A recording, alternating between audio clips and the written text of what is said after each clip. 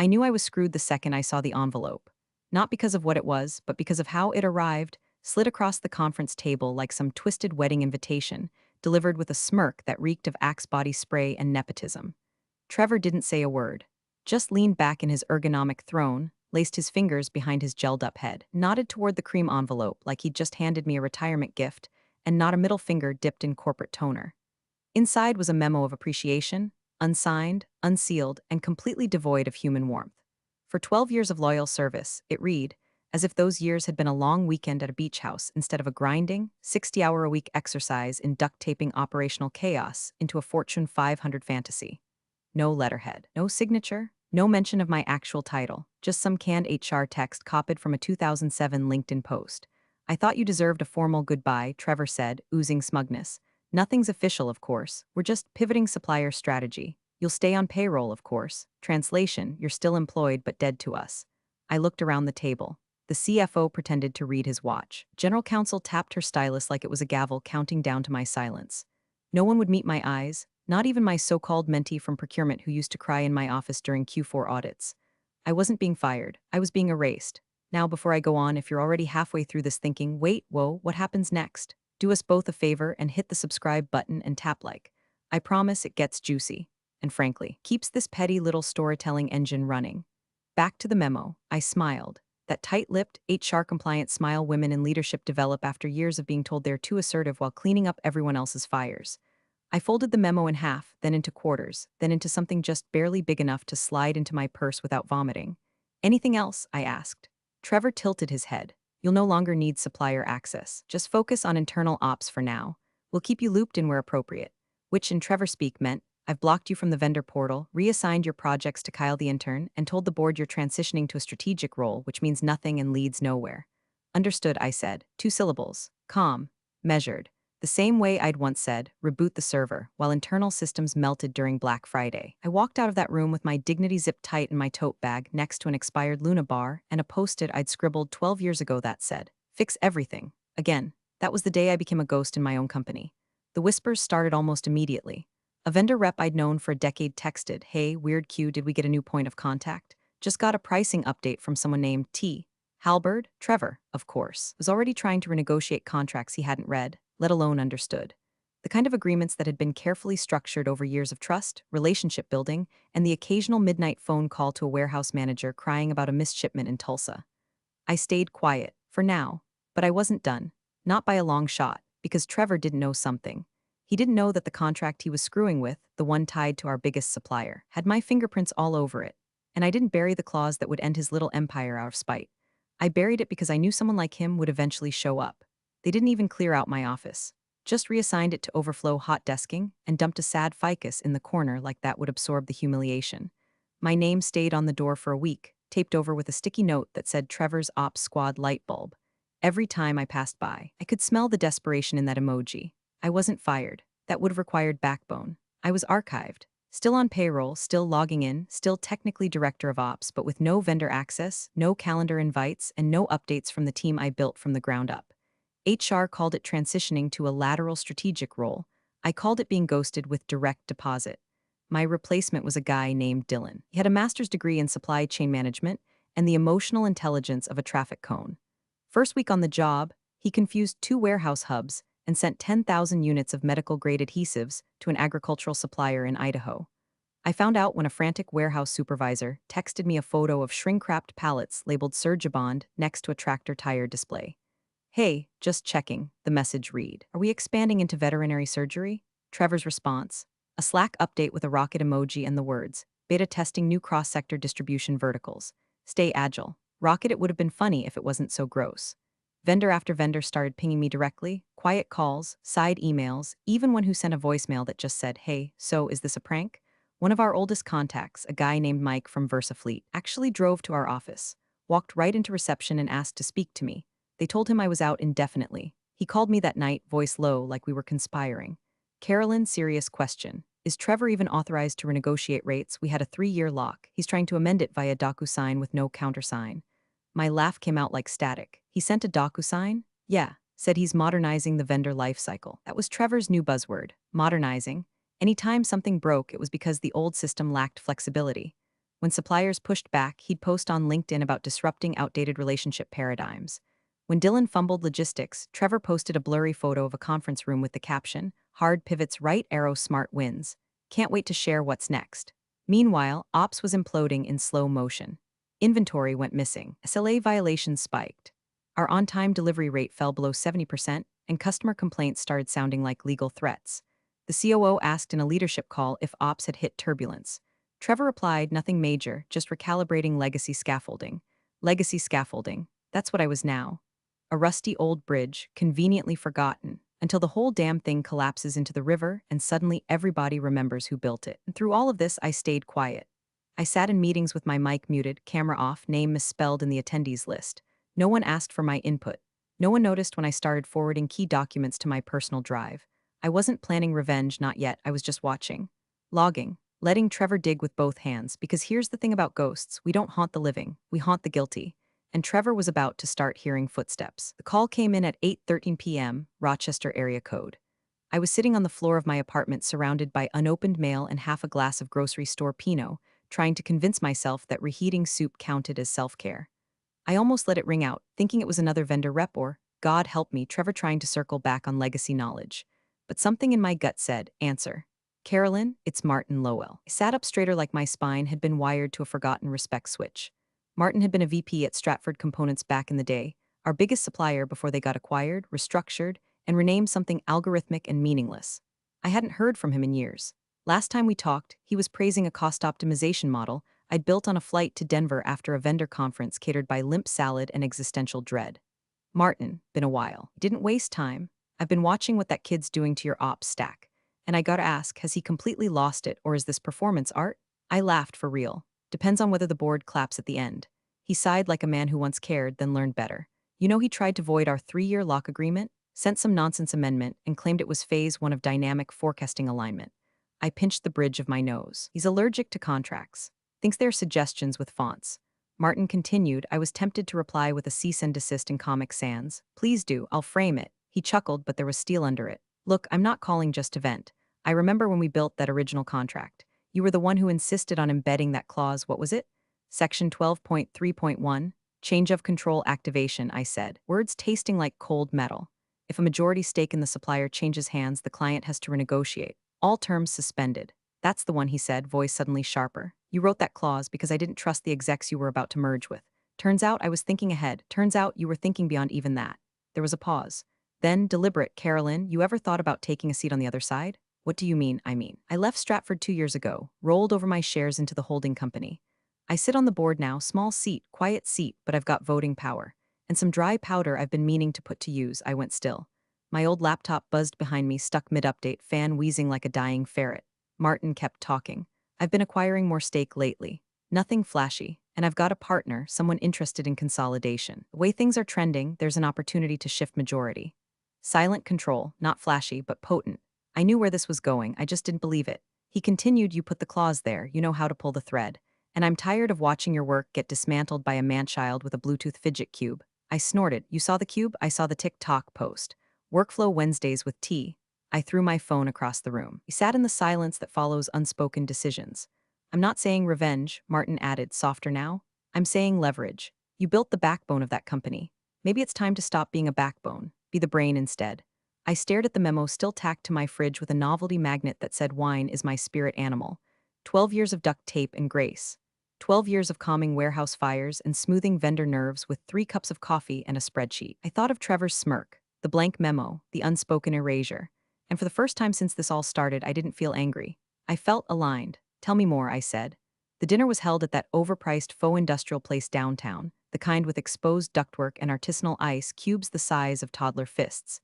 Everything on the menu came deconstructed, including the chairs, which might as well have been made from bent paperclips. I was seated at the far end of the table, next to an untouched centerpiece, and across from the company's outsourced PR rep, who spent 20 minutes describing her podcast about mindful disruption. Trevor took the stage, or rather, the riser in front of the bar, wearing a sport coat that probably cost more than my first car. He tapped his glass with a spoon like he was about to propose marriage to his own ego. Thanks, everyone, he began, voice oozing with that brand of faux humility, unique to men who have never faced consequences. Tonight, I'm thrilled to walk you through our next evolution. A bold leap into the future of scalable vendor optimization. Translation: watch me gut ops with a smile. Behind him, a screen lit up with a deck so polished it practically blinded the waiter. Slides flashed past with buzzwords like frictionless procurement, AI-enabled handoffs, dynamic redundancy elimination, which, in human language, meant we're cutting 40% of supplier coordination and praying the rest doesn't explode. Trevor grinned like he'd invented efficiency. By reducing legacy friction points, Carolyn's old term, by the way, we estimate a 26% increase in savings across the fulfillment stack by Q3. This is what modernization looks like. He gestured to a slide showing a graphic of a rocket launching out of a supply chain diagram. It looked like something a teenager made in Canva after 2 Red Bulls. The board clapped politely, not loud, not convinced, just enough to preserve the illusion that someone besides Trevor believed in this carnival ride. I said nothing. I sipped my water, chewed a roll, watched, noticed the cracks in his delivery. A little tremor when one director leaned forward with a question about redundancy mapping, and Trevor changed the subject like he was redirecting a toddler from a hot stove. I waited, let him bask, let him believe.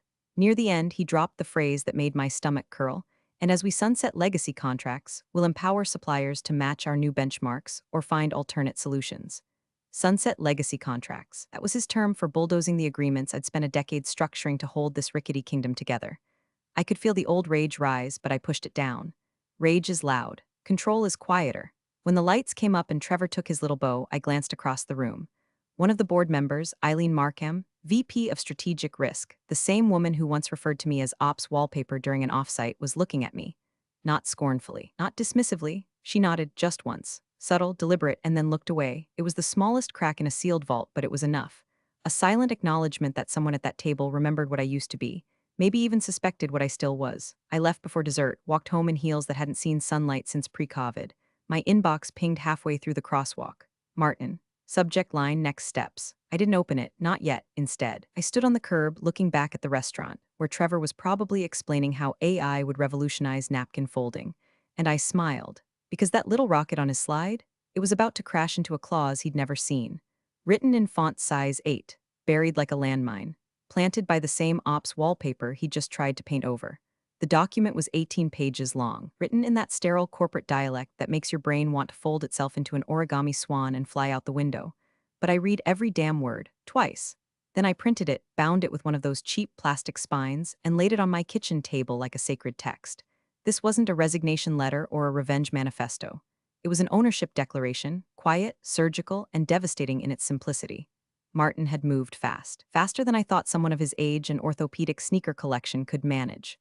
Over the span of 3 weeks, he'd acquired just enough voting shares, personally and through a quiet coalition of silent partners, to secure controlling interest in the holding company that owned our biggest supplier. The supplier Trevor had tried to bully. The one whose contracts I used to draft in the middle of the night, caffeine-buzzed and spreadsheet-weary. And now, I was co-director. No press release, no celebratory champagne. Just 2 notarized forms, a new email signature, and a quiet update to the Secretary of State's database that would trigger a cascade Trevor wouldn't see coming until it snapped his spine clean in two. Martin had made the final filing from his home office in upstate New York, sending me a photo afterward of the confirmation screen on his desktop. The timestamp read 9:03 a.m. I didn't smile. Not exactly. But I did exhale, and that was enough. Later that night, I pulled up the old master contract from my external drive. The one I wrote 8 years ago, back when Trevor was still trying to figure out how to print double-sided PDFs. Clause 14.7c. In the event of a majority ownership transfer of the supplier or its parent entity, all existing contractual obligations between supplier and client shall be suspended pending full renegotiation of terms under the new ownership. Failure to comply within 21 calendar days grants the supplier the right to pause fulfillment and slash or terminate without penalty. I highlighted that last part. Read it again. Then again. All existing contractual obligations suspended. It wasn't written in red ink. It didn't shout. It just sat there quietly, like a viper curled under the conference table, waiting for the wrong footstep. I remembered the night I wrote that clause. I'd argued with legal for 2 hours about its wording. They said it was too aggressive. I said it was necessary. You don't plan for good faith successors, I told them. You plan for opportunistic ones. And Trevor, he was the opportunist's opportunist, slick, smug, and stupid in all the ways that count. I printed a copy of the clause and slid it into a new folder, labeled it with 3 words, control, clause, triggered. Then I slipped it into my tote next to a notebook full of vendor contact names, a flash drive, and an unopened protein bar I'd stolen from the boardroom snack cart 2 weeks ago. I hadn't eaten it, just like knowing it was there. Martin texted me the next morning, sent pre-notification to fulfillment heads. First wave of paused orders hits next week. Ready? I typed always. I didn't need a war room. I didn't need fanfare. What I needed was to sit back, sip my coffee, and wait, because the shipments were about to stop. And Trevor, he was about to learn what happens when you try to streamline the one person who actually understood the stream. Let the silence begin. It started with one letter, just one. Delivered by courier, real paper, real envelope, real ink like it was 1996 and someone wanted to make a point. Addressed to the VP of Logistics, CC'd to the CFO and COO. A formal notice of fulfillment pause, citing ownership change protocols per clause 14.7 C of the binding supplier contract. Inside, legalese so dry it could sand wood. But the message was a gut punch in Helvetica. All shipments temporarily paused pending renegotiation under new ownership. 3 days later, the second letter landed. Then a third. Then the phone started ringing like someone had pulled the fire alarm inside a hornet's nest. Every department with an acronym had a meltdown, app, R, CA, even HR got looped in when someone filed a hostile compliance report out of pure panic. The CFO lost his mind first. I wasn't there to see it in person, of course. Ghosts don't get meeting invites, but my friend Michelle in procurement forwarded me a thread from the internal Slack war room they'd hastily spun up. CFO Harper, who authorized this new supplier exec? This clause was buried. How did we miss this? COO Riley, are we sure this isn't just a play for pricing renegotiation? Need to identify principal contact. Legal has nothing on this Martin guy. Trevor H., relax, I'll flip it. Some fund probably bought in without knowing the full ops model. I'll talk them down. He said flip it like he was trading Pokemon cards. Like this wasn't a strategic asset freeze launched by someone who'd been standing 10 feet away from him, silent, invisible, and taking notes like a goddamn war historian. By day 5, shipments had stopped to 6 major distribution hubs. Inventory sat idle in climate-controlled warehouses that cost 12 grand a week just to hum. Trucks idled. Clients complained. One of them, Keystone RX, our largest pharma logistics partner, escalated a supply chain disruption review and issued a formal warning. If we didn't resolve the issue within 10 days, they'd invoke their own walkaway clause. Walkaway clause. That's corporate for your bleeding out, and we're not offering gauze. Word spread like mold in a damp basement. Trevor held a hasty all-hands update over Teams, stuttering through a non-explanation about strategic flux and external realignment initiatives. He answered no questions, just smiled, said we're in control, and ended the call 5 minutes early. Back in the boardroom, I imagined the walls sweating. Michelle texted me again. Trevor says the new supplier head is bluffing, wants to handle it solo. He thinks it's some activist equity firm. I wrote back, he's half right. It's not a firm, it's me. But I didn't hit send, not yet. Let him stew. Let him swagger into meetings and mansplain contingency plans to the very people I'd trained to spot garbage when they smelled it. Let him keep thinking this was fixable with a LinkedIn post and a pivot chart.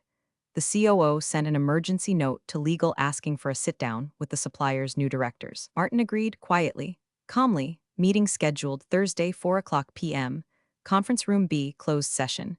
No mention of me on the invite list. Perfect. The clock was ticking. And Trevor, for all his bravado, didn't realize he was already living on borrowed time.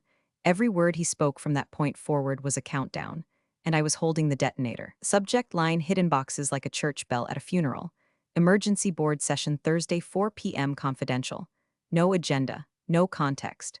Just a time, a room, and a rapidly decaying sense of control radiating from the executive wing. I wasn't invited, of course. I was never going to be invited.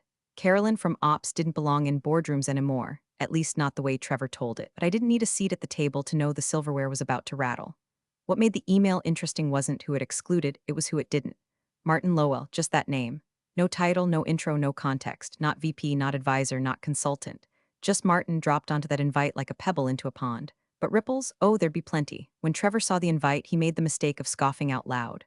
Martin? Seriously. He chuckled in his glass office, loud enough for Michelle to text me about it immediately. He's just a supplier guy. What's he gonna do? Invoice us into submission? He leaned back in his chair, arms behind his head like he was posing for a self-congratulatory portrait. Same smug lean he used when he handed me the unsigned memo like a participation trophy for surviving 12 years under fluorescent lights.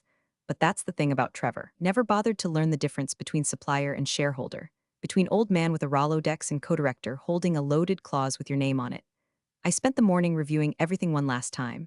Martin and I had already walked through our positioning, what we'd say, what we wouldn't, how long we'd let Trevor hang himself with his own confidence. But I had one final file to prepare. Not a contract, not a presentation. Just a folder. Inside, updated supplier terms, pricing schedules, service protocols, fulfillment timelines, and a copy of Clause 14.7c, printed on thick paper with the key sentence highlighted in yellow. All prior obligations are suspended until renegotiated. That line glowed like fire in the dark. I slid the folder into my old leather tote, the one with the torn lining and the little coffee stain from a layover in Dallas. I hadn't carried it in months. Felt like arming up again, like stepping back into a skin I hadn't realized I'd missed. I wasn't going to make a scene. That was Trevor's brand, loud entrances and louder failures. I was going to make a moment. One that landed so quietly, no one would hear it coming until it was done. At 3:47 p.m., I stood across the street from the office, watching board members trickle into the building like weathered generals marching toward a war they didn't know had already been lost. One held a Starbucks cup. Another clutched an annotated copy of last quarter's burn rate report. None of them looked up. No one ever looks for ghosts in daylight. At 3:53 p.m., I got the text from Martin. He's smirking. Binders on the table. We're ready? I took a deep breath, pulled the folder from my tote, and walked. Past reception, where the new girl didn't recognize me. Past ops, where Dylan sat with his headphones on, probably mistaking confusion for strategy. Past the wall where my nameplate used to hang. And finally, toward the boardroom door, silent, steady, and 10 minutes early for a meeting I was never supposed to attend. But I wasn't here for permission. I was here for the reckoning. The boardroom was colder than usual. Maybe it was the AC, or maybe it was the way nobody spoke above a whisper as they filed in. The kind of hush that hangs just before a storm, when the sky hasn't cracked yet, but the air already tastes like electricity. Trevor sat near the head of the table, one chair down from his father, like a prince in training. He was wearing that same smug half-smile he used when belittling people just smart enough to notice. Arms folded, jacket crisp, hair too shiny for someone about to get spiritually suplexed. Martin sat directly across from him, calm, no laptop, no phone, just a small, tan folder and the faintest suggestion of a smile that said, "You already lost, you just haven't figured it out yet." The board murmured hellos and tapped their styluses against overpriced notepads. No one knew exactly what this meeting was about. The COO guessed vendor renegotiation. The CFO guessed emergency capital strategy. The head of legal, she didn't guess at all. She brought a binder. When the lawyer walked in, everyone noticed. It wasn't just the size of the thing, 3 inches thick, tabbed and dog-eared like a sacred relic. It was how she handled it, like it was already a verdict. She placed it in front of her seat, took a slow breath, and flipped to a flagged page. Before we proceed, she began, adjusting her glasses. There's a matter of supplier relations that must be clarified. Specifically, the clause that governs continuity of contract under a change of ownership. The room hushed further. Trevor raised an eyebrow like a bored substitute teacher. The lawyer read aloud. Clause 14.7c. In the event of a majority ownership transfer of the supplier or its parent entity, all existing contractual obligations between supplier and client shall be suspended pending full renegotiation of terms under the new ownership. Failure to comply within 21 calendar days grants the supplier the right to pause fulfillment and slash or terminate without penalty. Every chair went still. Styluses stopped tapping. Even the HVAC system seemed to pause mid-cycle.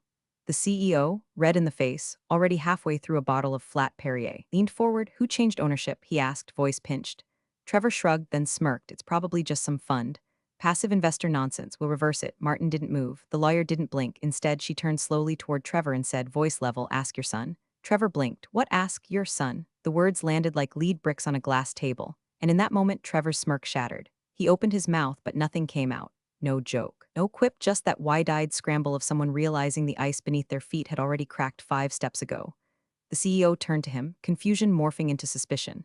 "Trevor, what does she mean?" Trevor looked at Martin, then at the lawyer, then finally at the door. "Because that's when I stepped in. No announcement, no clearance badge, just me walking in like I owned the oxygen in that room. Folder in hand, neutral expression. Eyes straight on Trevor. The room didn't erupt, it inhaled. I reached the table, placed the folder gently beside Martin, and for the first time since the fake memo I looked Trevor directly in the eye. He didn't speak, which was perfect, because now it was time to turn the silence into a sentence. The folder made a soft thump as I set it down. No dramatic slam, no flourish, just precision, tan cover. Labeled simply, revised terms effective immediately. I didn't sit, I didn't need to. The weight of the room had already shifted, and everyone at that table, board members, execs, legal counsel, even the damn COO with his triple-click pen, was leaning ever so slightly toward me like they were bracing for either impact or instruction. Trevor, he looked like a kid caught shoplifting in a store his father owned. Still in that expensive blazer, but now his face had lost all its press release polish. Jaw tight, eyes darting between the folder and his father like maybe someone, anyone, was going to rescue him from the grown-up part of leadership. I opened the folder slowly, letting each page land like a bell toll. New pricing schedules, adjusted service protocols, a fulfillment calendar scrubbed clean of legacy obligations. And stapled to the front, a fresh contract cover sheet with one handwritten line at the bottom. All prior terms null. Reinstatement pending acceptance. I turned to the board. Support can resume within 48 hours, I said, voice steady, but only under these revised conditions. New rate structures, tightened KPIs, and a 10-day buffer window on all fulfillment to account for the. I let my gaze drift to Trevor, transitional turbulence caused by recent unauthorized attempts at renegotiation. Nobody argued. The COO cleared his throat, tried to pivot into diplomacy. This is sudden, I nodded. So was being locked out of a vendor portal after 12 years, but I adapted. The CFO leaned forward. You're the one who structured the original clause. I didn't break eye contact. I'm also the one who saw the fallout coming before your dashboard ever lit up. Then the lawyer slid another document across the table, this one already signed. Emergency resolution, she said. Trevor Halbert is suspended from all vendor-facing decision-making until further board review, effective immediately. The CEO didn't object, didn't speak. Just sat there, hands folded in front of him, jaw clenched so tight you could see the pulse twitching in his temple. Trevor opened his mouth, finally, ready to spit something: blame, denial, maybe another buzzword stew, but I raised a hand. Just one finger. I took the fake memo of appreciation from my bag, one he'd smugly handed me weeks ago, unsigned and worthless. I set it gently next to the new contract, then looked him square in the eye. Trevor, I said, calm and clear. I believe you signed that memo. He froze, no one laughed, it wasn't funny. It was just true. I turned without waiting for the vote, for the thanks, for the whispered apologies that always come after someone remembers who you really were. Martin stood and followed me to the door, silent as ever. We didn't shake hands, we didn't need to. I pushed open the boardroom door and stepped into the hallway, past the ops desk, past the door where my nameplate had once been, past the memory of every late night I stayed to fix what boys like Trevor broke by daylight, and out through the glass-paneled lobby into sunlight that didn't feel like punishment anymore. Behind me, Trevor sat with his elbows on the table, surrounded by silence, stripped of power, staring down a future he thought he'd built with a smile and a title. But I wasn't coming back. I wasn't reclaiming a desk or asking for recognition. Because now, I was the COO, just not there. I was the one holding the stream, and he was finally drowning in it. Appreciate you sticking around, you legends of the break room. Subscribe for more chaos. Let's make your old managers spill their coffee in fear.